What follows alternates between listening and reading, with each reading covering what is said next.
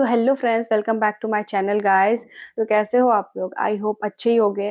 तो आज मैं करने वाली हूँ एक बुक से ली गई कहानी का एक्सप्लेनेशन करने वाली हूँ। इसके ऊपर एक्चुअली में एक वेब सीरीज भी बन चुकी है। उस वेब सीरीज के बारे में भी बात करेंगे, लेकिन पहले बुक की कहानी के बारे में बात करते हैं।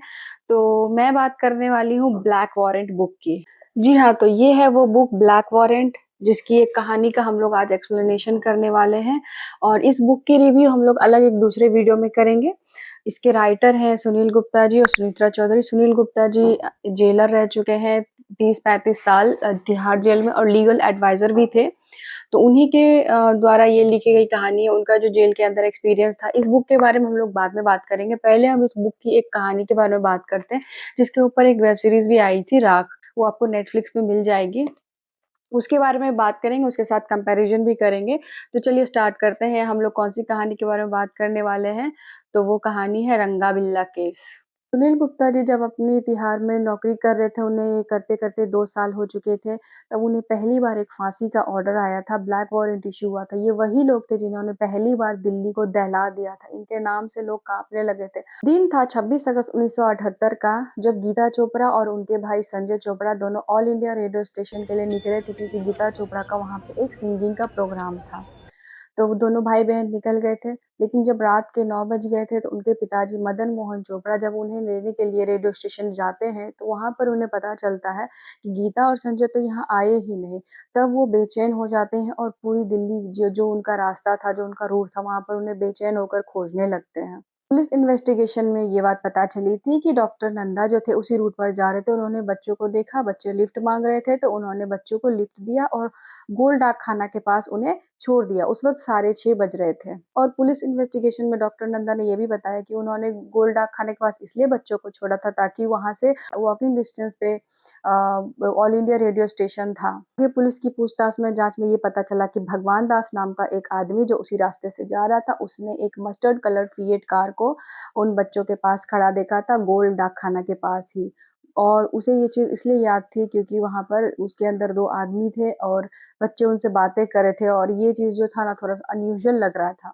तो गाड़ी आगे बढ़ती है और ऑल इंडिया रेडियो स्टेशन जाने की बजाय गाड़ी दूसरी तरफ मोड़ ली जाती है, और काफ़ी तेज़ी से दूसरी रूट की तरफ गाड़ी चली जाती है। ये देख के बच्चों को कुछ समझ में नहीं आता, वो उनसे पूछते हैं रंगा बिल्ला से, बट वो उन्हें बहला देते हैं, और अगर ज़्यादा पूछते हैं तो उन्हें डाँटने लगते हैं। फिर बच्चों को ये चीज़ समझ में आ जाती है कि ये लोग गलत लोग हैं, और उनके आपस में झड़प होने लगती है। तो ये झड़प एक आदमी ने देख ली थी, जिसका नाम था इंद्रजीत। और वो जाके पुलिस स्टेशन में रिपोर्ट करता है। जैसे ही पुलिस को ये चीज़ पता चली है, पुलिस ने जल्दी एक्शन नहीं लिया। उन्होंने कंट्रोल रूम को इन्फॉर्म करने में 1 घंटा से ज़्यादा देर लगा दिया था। इस वजह से उन्हें जल्दी रोका नहीं जा सका, उन्हें पकड़ा नहीं जा सका। जैसे ही उन्हें इन्फॉर्म किया गया, जैसे उन्हें पता चला, उसी वक़्त अगर वो एक्शन मोड में आ जाते, तो शायद गीता और संजय चोपड़ा को बचाया जा सकता था। अगले दिन जब धनीराम मवेशी चराने के लिए दिल्ली रेंज के इलाके में जाता है, उस तरफ ही जाता है जिस तरफ थोड़ा सुनसान रहता है, और वहाँ पर जाते ही उसने 2 डिकम्पोज़्ड बॉडी देखी थी, और ये देखते ही वो शॉक में चला गया, चिल्लाने लगा, और उसने जाकर के फिर पुलिस में रिपोर्ट किया। और उस वक़्त बॉडी इतनी जल्दी डिकम्पोज़ इसलिए भी हो गई थी क्योंकि बारिश का मौसम था, और बारिश के मौसम की वजह से वहाँ पे जल्दी बॉडी डिकम्पोज़ होने लगी थी, और जंगल का एरिया था, तो कीटाणु भी जल्दी वहाँ पे पनपने स्टार्ट हो गए थे। पुलिस ज़ीरो इन करती है और सस्पेक्ट होते हैं जसबीर सिंह उर्फ बिल्ला और कुलजीत सिंह उर्फ रंगा। जब इनके बारे में सब जगह पोस्टर्स लगा दिए जाते हैं, क्योंकि इन्होंने और भी छोटे-छोटे क्राइम्स कर रखे थे। तो जब पुलिस इन सब चीज़ों के बारे में पता करती है, तो ये तो कुख्यात अपराधी निकलते हैं। लगभग 2 हफ्ते हो चुके थे, और ये भागते-भागते एक मिलिट्री ट्रेन में घुस गए, कालका मेल। वहाँ पर सिविलियंस अलाउड नहीं थे, और जैसे ही वो उसमें घुसते हैं, तो कुछ लोगों को उन पर शक होता है। लांस नायक गुरतेज सिंह और एवी शेट्टी जी इनको देखते हैं, और इन्हें इन पर शक होता है, तो ये ऑब्जेक्ट करते हैं और इनसे इनकी आईडी माँगते हैं। तो ये लोग उस वक़्त बहुत सहम जाते हैं और अपनी आईडी देने से मना करते हैं। उस वक़्त ही उन्हें उस पर शक हो जाता है और उनको पकड़ लिया जाता है। हालाँकि इस चीज़ के बारे में सबको अब पता चल चुका था, तो इसीलिए शायद उनको शक हो रहा था कि मे बी ये वही आदमी हो। और गुरतेज सिंह जी और सेठी जी, इन दोनों को, रंगा बिल्ला को, सुबह 3:30 बजे पुलिस स्टेशन में जाकर के वहाँ पर हिरासत में दे देते हैं, और इनके पास से मिलने वाली चीज़ें थी किरपान, 0.32 बोर कार्टिलेज और blood stained clothes. Sunil Gupta ji अपनी किताब में बताते हैं कि दोनों को फांसी देने के लिए बाहर से जल्लाद बुलाए जाते थे, क्योंकि पहले तो सरकारी जल्लाद हुआ करते थे और 2 जल्लादों को बुलाया गया था। फकीरा को फरीदकोट जेल से और कालू को मेरठ जेल से बुलाया गया था, स्पेशली रंगा बिल्ला को फांसी देने के लिए। तो तिहाड़ के बारे में सुनील गुप्ता जी बताते हैं कि तिहाड़ में एक कस्टम होता है, जहाँ पर फांसी देने वाले को ना 1 बॉटल अल्कोहल गिफ्ट दी जाती है और फांसी देने से पहले वो इसको ड्रिंक करते हैं। और ये ऐसा कहीं लिखा हुआ नहीं है, प्रोटोकॉल में नहीं है, ये बस वो कस्टम खुद ही फॉलो करते हैं इस चीज़ को। तो फांसी देने से 1 दिन पहले रंगा ने रात को अपना डिनर किया अच्छे से और शांति से सो गया था। लेकिन बिल्ला पूरी रात रोता रहा, बिल्कुल ही खाना भी नहीं खाया उसने और पूरी रात परेशान और चिल्लाता और रोता रहा, क्योंकि बिल्ला को अपनी मौत साक्षात नज़र आ रही थी और वो पूरी तरह से इस चीज़ को सोच कर के घबरा चुका था। 31 जनवरी 1982 को सुबह-सुबह जब उन्हें फांसी देनी थी, तो उन्हें 1 कप चाय दिया गया और उन्हें काले कपड़े दिए गए। तो वो चाय पिए और नहा धो करके उन्होंने काले कपड़े पहने।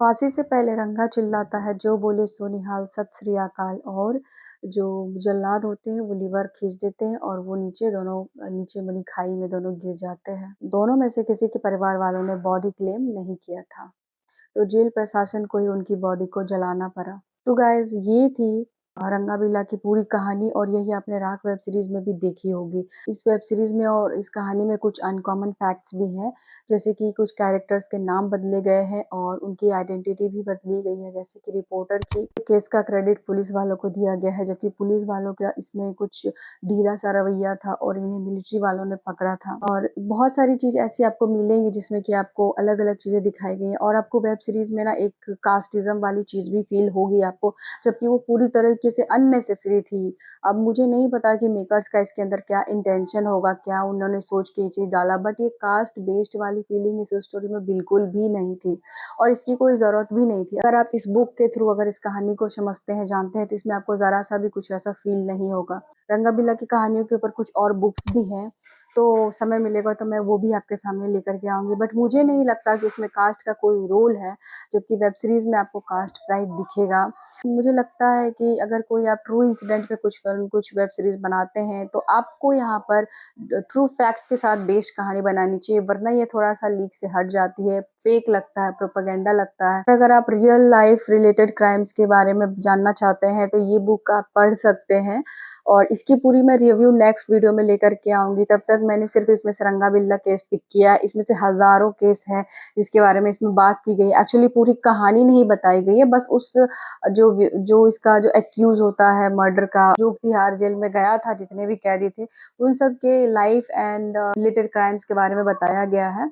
काफ़ी ब्रीफ है, काफ़ी शॉर्ट तरीके से बताया गया है इसमें और इसकी पूरी रिव्यू मैं नेक्स्ट वीडियो में लेकर के आऊँगी। तब तक के लिए बाय बाय, टेक केयर, मिलते हैं नेक्स्ट वीडियो में। आपको ये वीडियो कैसी लगी आप कमेंट्स में मुझे बताना।